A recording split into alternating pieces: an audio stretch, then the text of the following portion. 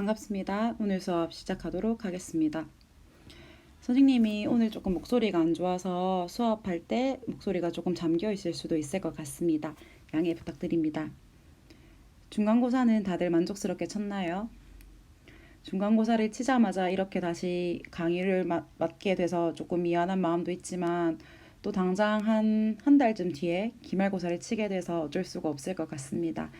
중간고사 치느라 너무 고생했고 오늘 또 새로운 마음으로 새로운 공부를 해봤으면 좋겠습니다.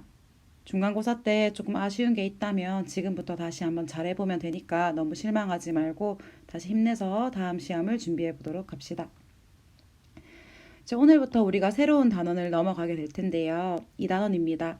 세상과 주고받는 글이라고 되어 있고 세상과 주고받는 글이라는 대단원 2에는 두 가지 작은 단원이 들어가 있습니다.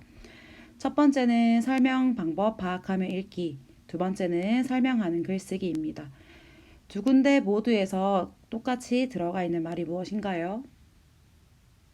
그렇습니다. 바로 설명입니다. 이번 단원에서는 어떻게 하면 설명하는 글을 잘 읽는지, 그리고 어떻게 하면 그러한 설명하는 글을 잘 쓰는지를 배워볼 예정입니다.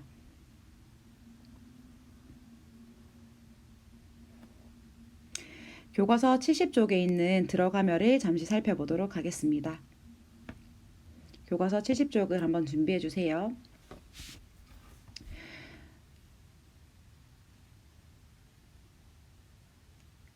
우리는 그래서 필요한 정보를 얻기도 하고 글을 통해 지식이나 정보를 전달하기도 한다. 이때 설명 방법을 잘 알며 내용을 체계적으로 이해하며 글을 읽을 수 있고 대상의 특성을 효과적으로 설명하는 글을 쓸 수 있다라고 되어 있습니다. 따라서 소단원 1에서는 설명 방법을 파악하면서 글을 읽고 글에 사용된 설명 방법의 효과와 적절성을 평가해보는 시간을 가질 겁니다. 그 다음 소단원 2에서는 대상의 특성에 맞는 설명 방법을 사용하여 글을 쓰고 그 다음 고쳐쓰기 원리를 고려해서 직접 고쳐쓰는 활동을 해볼 예정입니다.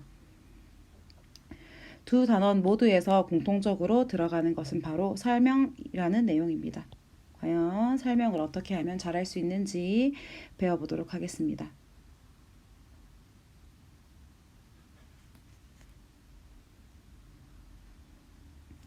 교과서 74쪽으로 넘어오겠습니다. 교과서 74쪽의 내용을 보기 전에 오늘 보는 학습지 잠시 살펴보고 다시 넘어오도록 하겠습니다. 오늘은 우리가 학습지 16번을 함께 볼 예정입니다.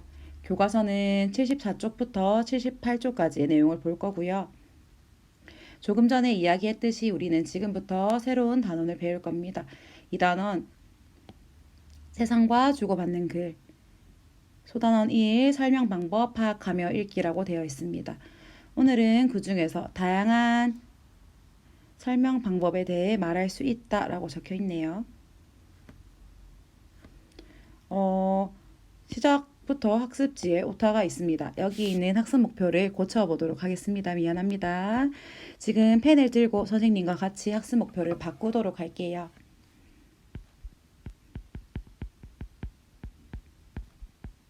간지럼에 대한 교과서 내용을 말할 수 있다로 바꾸도록 합시다. 영상 잠시 멈춰놓고 학습 목표 위에 있는 다양한 설명 방법에 대해 말할 수 있다. 이 부분이 아니라 간지럼에 대한 교과서 내용을 말할 수 있다로 학습 목표를 바꿔놓도록 합시다.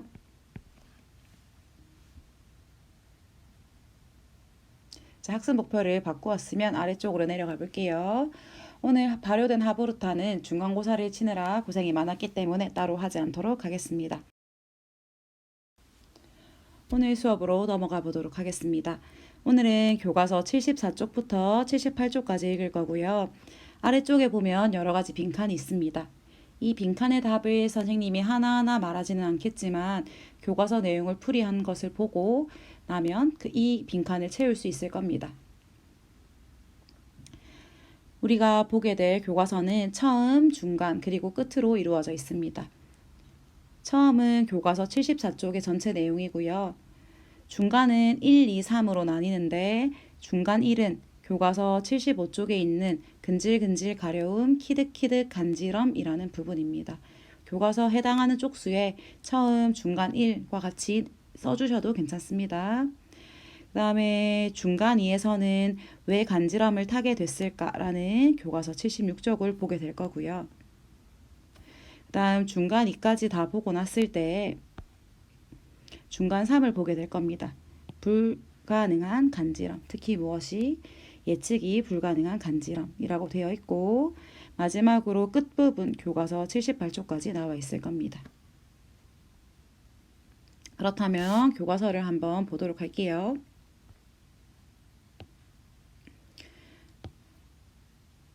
내용을 하나하나 읽지는 않을 겁니다. 지금 선생님이 이제 빨간 색깔 표시로 이렇게 쭉 따라와 줄 건데요.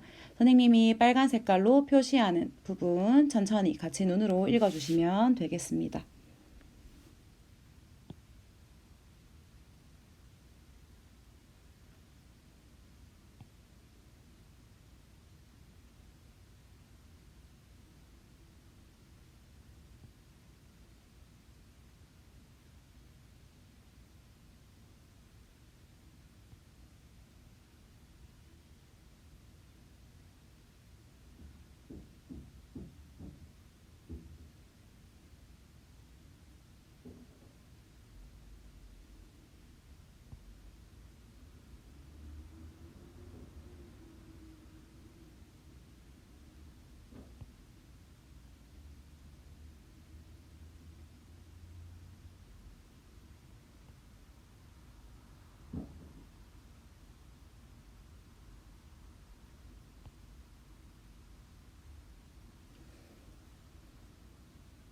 한번 읽어보았나요? 내용에서 같이 살펴볼 것을 한번 보도록 합시다. 지금 보면 이렇게 내용이 나와 있어요. 손으로 간지리면 분위기가 화기애애지고 하는데 좀 이상하지 않나요? 촉감만으로 사람이 웃는다는 사실 말입니다. 라고 되어 있습니다. 지금 이렇게 뭐뭐 하지 않나요? 아니면 단순히 살살 만지기 때문에 웃는 것일까요? 라고 물어보고 있습니다. 이렇게 뒤에 물음표가 붙어 있는 이 부분은 바로 간지럼과 관련된 질문을 하고 있습니다.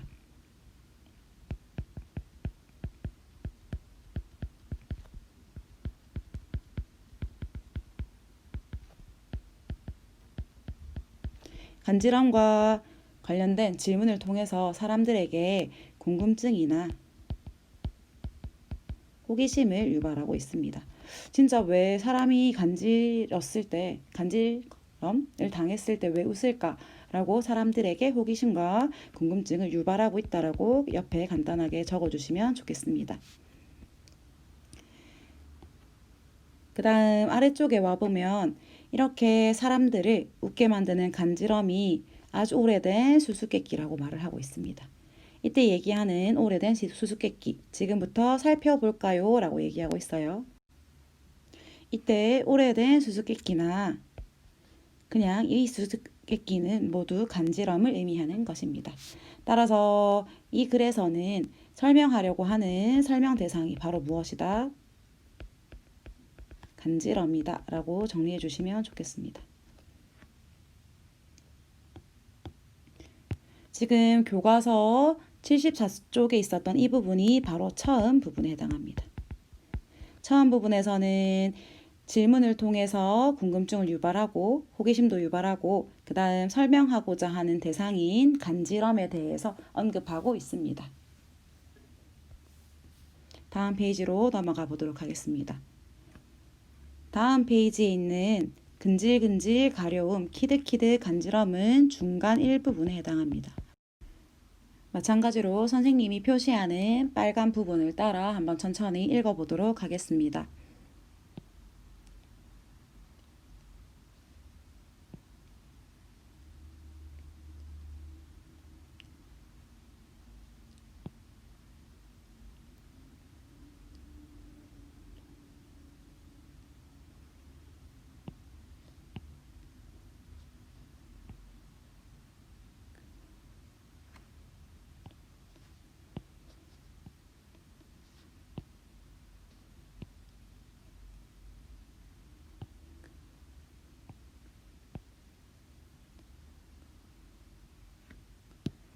자, 이 부분 한번 보도록 하겠습니다.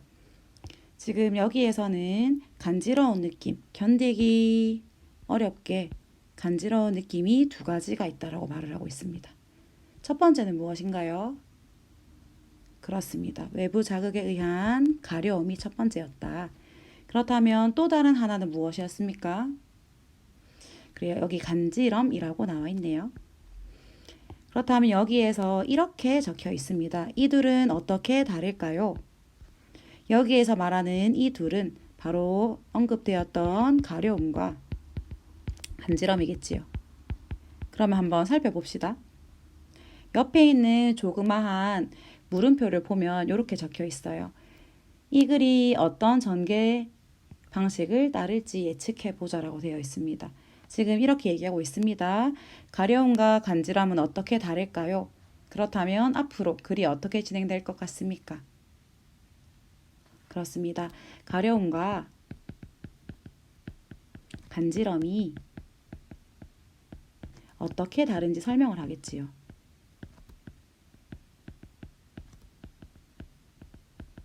다시 말해서 차이점에 대해서 알려줄 것 같습니다.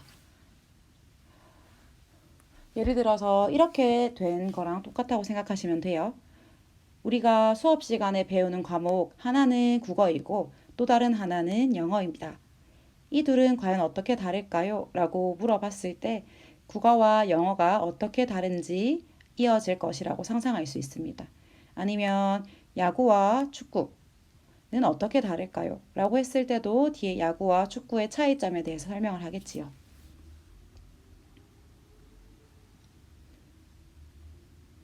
제일 처음 나와 있는 내용은 바로 가려움에 대한 것이네요. 한번 봅시다.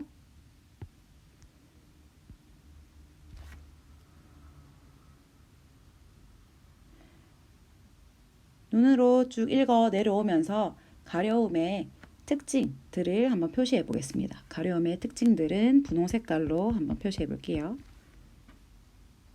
나타나는 위치, 발생 위치가 라고 나와 있고요. 그 다음에 강한 움직임이 아니라 약한 움직임으로 발생한다. 몸 전체의 피부에서 발생하고 약한 움직임으로 발생한다. 그러니까 뭔가 이러한 간지러움, 가려움이 발생하면 벅벅 긁고 싶다라고 적혀 있습니다.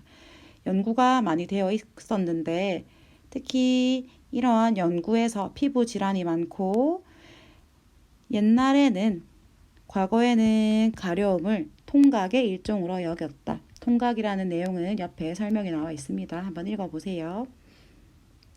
근데 최근에는 통각이 약하다고 해서 가려움을 느끼는 것이 아니라 가려움을 느끼는 신경이 따로 있다라는 사실이 드러났다고 되어 있습니다.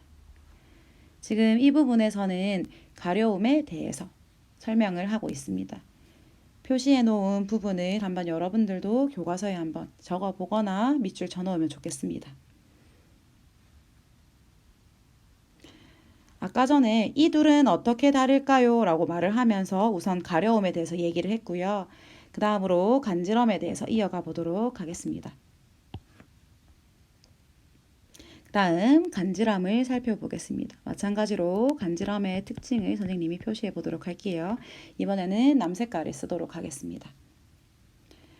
아까 전에 가려움은 몸 전체에서 발생했는데 간지럼은 신체 특정 부위에서 잘 일어난다라고 되어 있습니다.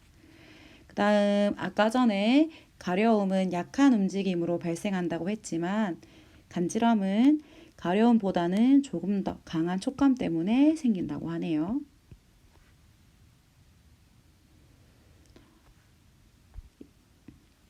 그 다음 예전에는 통각으로 여겼습니다. 그런데 지금은 반대되는 결과가 나왔다고 합니다. 간지럼은 촉각과 통각의 혼합 아니면 압각과 진동각 등 여러 감각과의 연관성이 제시되고 있다. 라고 적혀 있네요.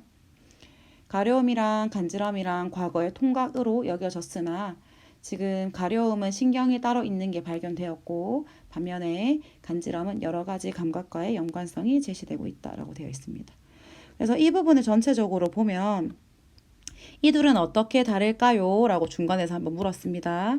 그래서 어떻게 다른지 가려움의 특징을 쭉 설명하고 그다음 간지럼의 특징을 설명해 주었습니다. 중간 1의 내용은 가려움과 간지럼이 어떻게 다른지를 설명해 주고 있었네요.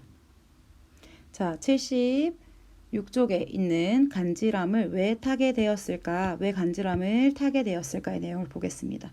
이 부분은 중간 2에 해당합니다.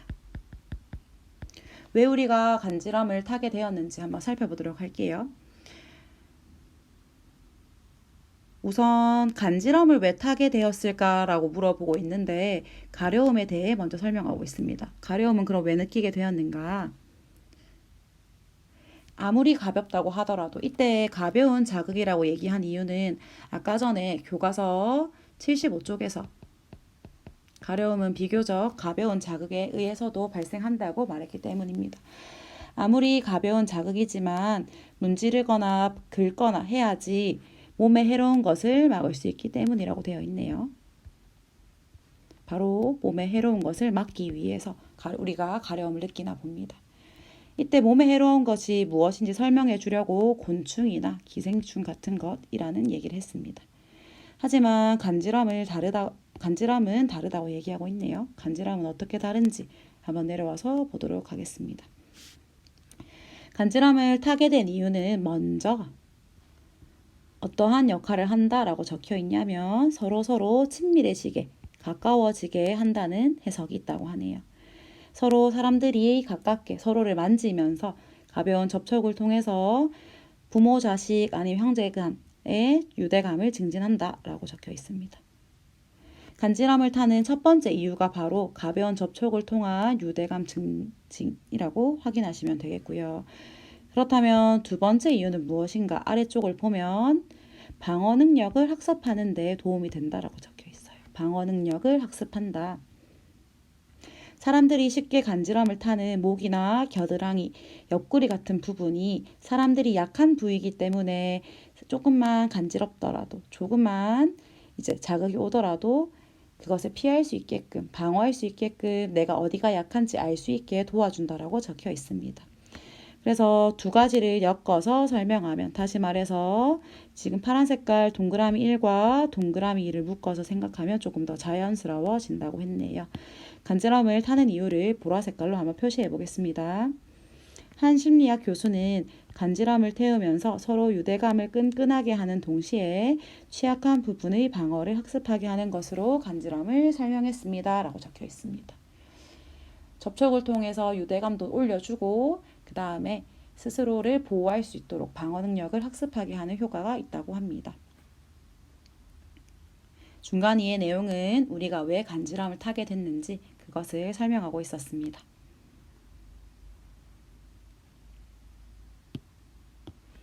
아래로 내려와서 중간 3 한번 같이 볼게요. 중간 3은 예측 불가능한 간지럼이라고 적혀 있습니다. 예측 불가능한 간지럼이 무엇인지 한번 보겠습니다. 지금부터 실험을 하나 해본다고 했는데 이 내용은 빨간 색깔로 다시 한번 쭉 눈으로 따라오겠습니다.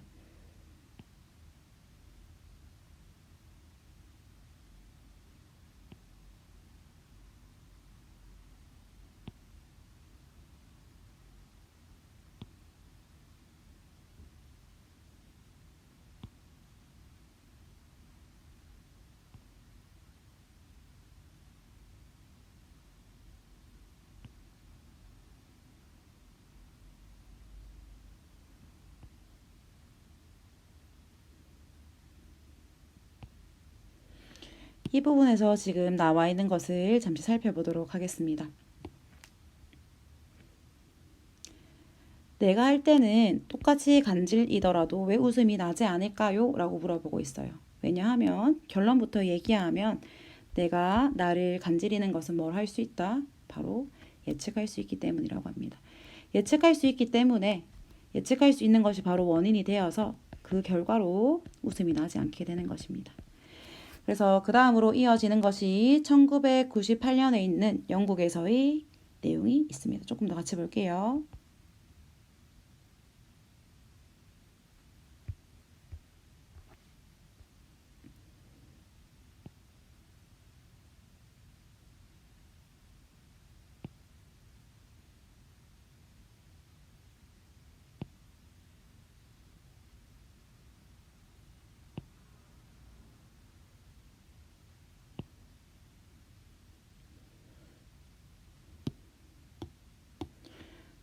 손해가 예측하는, 특히 감각의 결과를 예측하는 역할을 하는데 내가 나를 간지릴 때는 그런 반응이 적었다 라고 적혀 있네요. 그렇다면 남이 간지리면 항상 다 간지럽느냐 라는 설명이 뒤에 이어져서 나옵니다.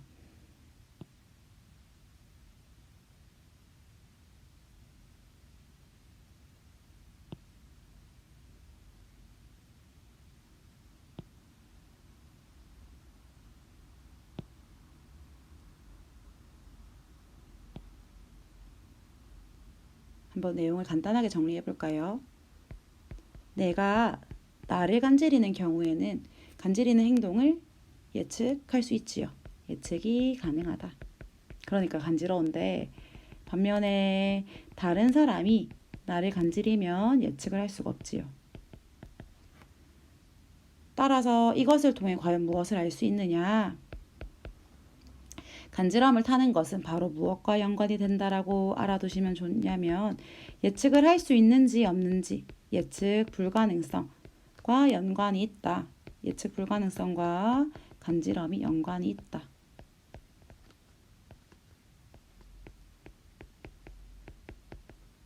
간단하게 적어 놓으시면 되겠습니다. 자, 넘어가서 마지막으로 끝부분 같이 한번 보도록 하겠습니다. 여기에 있는 78쪽이 바로 끝에 해당합니다. 여기에서는 내용을 한번 눈으로 쭉 읽어보면서 가장 중요한 것을 한번 뽑아보도록 하겠습니다.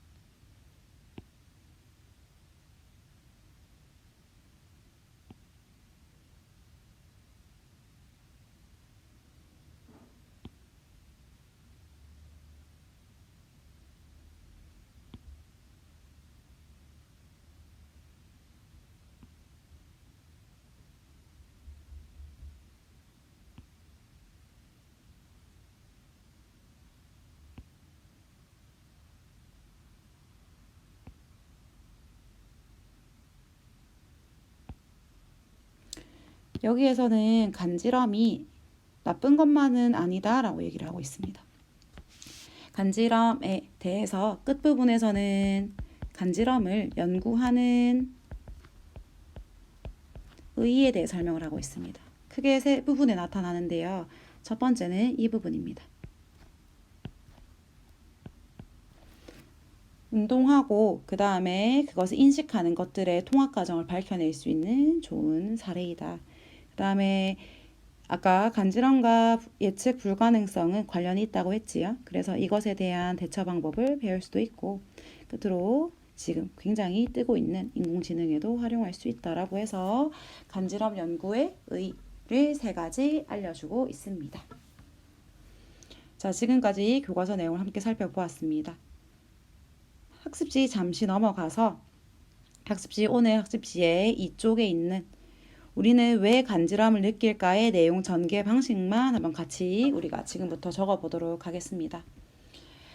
제일 앞부분에서 질문을 하나 했지요. 물음표를 던져서 사람들에게 호기심이나 궁금증을 유발하면서 글을 시작하고 있었습니다. 그래서 빈칸에는 호기심, 질문, 그 다음 궁금증을 차례대로 써주시면 되겠습니다.